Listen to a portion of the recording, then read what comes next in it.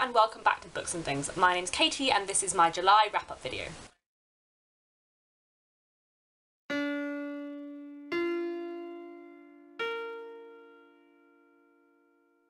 The first book I read in July was Americana by Adichie, which I read for my general fiction book club. This book follows two main characters, Efemelu and Obinze. Sorry if I pronounced those names wrong, I'm almost certain that I have.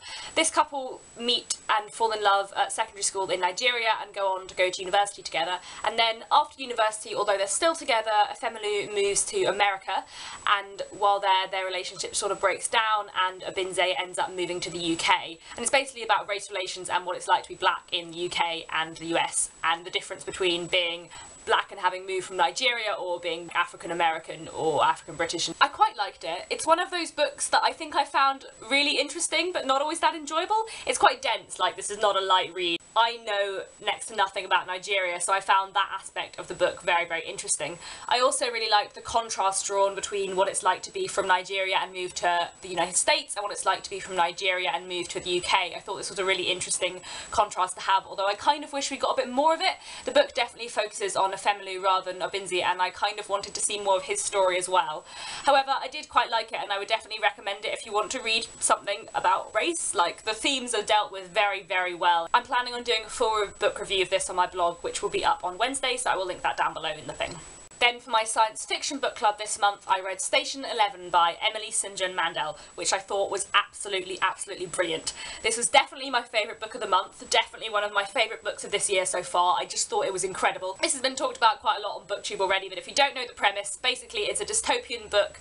Half of it is set about 20 years after civilization has collapsed due to a virus that wipes out about 99% of the population, and some of it is also set before the virus, so we find out about the lives of the characters before and after civilization collapsed. One of the aspects of it that's been picked up quite a lot is that 20 years after the collapse of civilization, we follow a travelling theatre company who perform Shakespeare and music around what communities of people still remain, which is obviously a lovely idea, and most people that love books are going to enjoy that. I really liked that. But there's also so much else in this book that is brilliant. I really loved the way all the characters' plots interweave and mingle together, and I thought even though there are a lot of characters for quite a short book, we really got to know all of them, and I didn't feel like any of them were skimmed over. Everyone felt full and complete people, and there were so many characters that I was really emotionally connected with. I cannot fault this book. It was so, so good. I think everybody should read it. It was really nice to see a dystopian book that was kind of hopeful, as well as obviously miserable and dark and creepy at times. It really had a lot of hope in humanity and the importance of kind of culture and not only to survive but to make your survival worthwhile, and I just loved it. I thought it was beautiful and so well written and wonderful, and just, yeah, read this. It's so good. I cannot recommend this enough. Just, yes, brilliant, brilliant, brilliant book. The next thing I read this month was Mansfield Park by Jane Austen, which was a reread. I mentioned in my TBRR video last week that I wanted to reread this, and I have done. I really love Mansfield Park. It's probably my second favourite Jane Austen book. I think Pride and Prejudice is my favourite for, like, sheer enjoyment, and Mansfield Park is my favourite for interest. I don't think it's as, like, enjoyable to read maybe as Pride and Prejudice, and it's not quite as funny. The main character isn't quite as feisty as Lizzie Bennet. Fanny Price is really quiet and introverted, but it is a very, very deep and interesting book, and I find it historically fascinating. As someone that's quite interested in the history of the late 18th and early 19th century, reading about the kind of morals and culture, which I think are even more embedded in Mansfield Park than the others, I really, really like. It also has some brilliant characters in that I really love. I think the Crawfords are fabulous. Even though the Crawfords aren't necessarily always that nice, I think they really charm you as well as the other characters in the book, which I quite like. It's done very cleverly. I think Mansfield Park is very underrated in terms of Jane Austen's books, and I think more people should read it. Continuing on the Austen theme, I also read Death Comes to Pemberley by P.D. James. If you don't know what it's about, Death Comes to Pemberley is sort of a murder mystery sequel to Pride and Prejudice. So the Darcys, Mr. Darcy and Elizabeth, are just preparing to have a ball when Lydia Wickham turns up on their doorstep shouting that there's been a murder. I did enjoy it, but I found it slightly odd because it didn't really feel like it was a sequel to Pride and Prejudice. It just felt like it was quite an interesting murder mystery set around the same time. If you'd have changed the names of all the characters, with the exception of some of the backstory between Wickham and Lydia and the Darcys, you wouldn't have had any clue that it was to do with Pride and Prejudice. I didn't feel like any of the characters were the characters that had been in Pride and Prejudice, really. I didn't really feel like it took much from Pride and Prejudice or added anything to Pride and Prejudice, with the exception of one thing relating to Mrs. Young and Wickham, which I did really like. So although I kind of enjoyed enjoyed it as a book. I didn't really get why it was Pemberley. It felt a bit contrived that it had kind of latched on to Pemberley to make it more sellable rather than actually being about the characters from Pride and Prejudice, which was a bit of a shame. The next book I read was The Eyre Affair by Jasper Fforde, which I've been meaning to read for ages because it sounded really fun, which it was. It's set in an alternative version of the 1980s where literature is of much greater cultural importance than it is now, so everyone is obsessed with literature. People are so obsessed with John Milton that tons and tons of people have renamed themselves John Milton, and there's a whole section of the police dedicated to solving literary related crime, so the literary detectives. It follows this woman, Thursday Next, who is a literary detective. It begins with a theft of a rare Charles Dickens manuscript and goes on to be very intertwined with Jane Eyre. So it's really good fun, quite silly, but definitely enjoyable if you like books and especially if you like 19th century literature. I wasn't overly fussed by like the writing and the characters. That wasn't what I enjoyed about it particularly. What I enjoyed was the literary references and the kind of cleverness of the humour. Really good fun and quite a nice light read. I also did a full review of that on my blog, which I will link down below in the thing.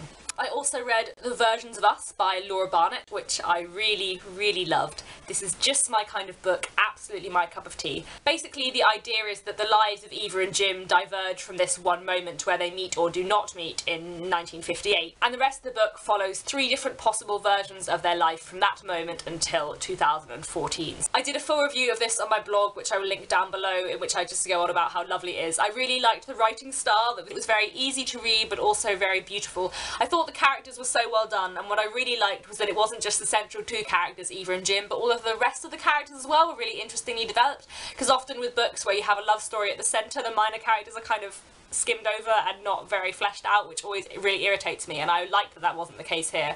I also liked that Jim and Eva were slightly different in every version, because obviously we're all made up of experience and memory as much as like who we are, so I really liked that they weren't just the same person in each version. I really recommend The Versions of Us if that sounds like your kind of thing. I thought it was lovely and beautiful and was really, really impressed by the writing. So I think this is my 3rd wrap-up video, and in all of them so far I've talked about Binani Oshimoto, and I wouldn't like to break the trend, so this month I read Lizard, which is her collection of short stories. There are 6 of them. They kind of revolve around the themes of identity, healing and fate.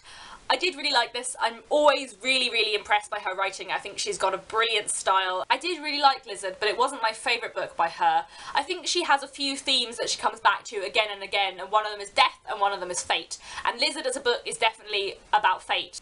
As someone that doesn't really believe in fate, I find that slightly less interesting to read about, so I did really like the stories, but I didn't like them as much as some of her other books. However, I still would recommend gladly anything Binani Oshimoto has written, and I'm looking forward to reading even more of her in the future. I also read A Monster Calls by Patrick Ness, which I already spoke about in my Yalk video 2 weeks ago, which I will link down below. As I said in that video, I thought this book was incredible. I was really, really impressed by it. Not only is my edition of the book absolutely and incredibly beautiful, but the story itself is really, really moving and so well done. It's about a 13-year-old boy whose parents are divorced, his father lives in America and his mother is suffering from cancer, and he gets visited in his sleep by a monster. It's just so well done and so moving and incredible. It doesn't matter how old you are, even though this book is about a 13-year-old, I think it will move you regardless of your age. I was really, really impressed, and I'm definitely going to be trying to look for more by Patrick Ness in the future. So those are all the books that I finished in July, but I have started another one, which I'm about halfway through, and that is Monsters by Emerald Fennell. I also spoke about this in my Yalk video because I bought it there. It doesn't actually come out until September, I think. This book is creepy, but really good. It reminds me quite a lot of Roald Dahl in the kind of light tone talking about really dark stuff. For example, I will read you the first sentence just so you get an idea of the kind of tone of this book. My parents got smushed to death in a boating accident when I was 9. Don't worry, I'm not sad about it. That's the kind of book this is. Basically, 2 children meet on a summer holiday just as murders are starting to happening in the seaside town where they are, and they have an unsavoury interest in murder and decide that they're going to try and solve them. But I'm really enjoying this. I'm about halfway through, so I will let you know my thoughts when I'm finished. So those are all the books I read in July. Please let me know down in the comments if you've read any of these and what you thought of them, and also what your favourite book of the month was. I'll be back next week with another video, and in the meantime, happy reading. Bye!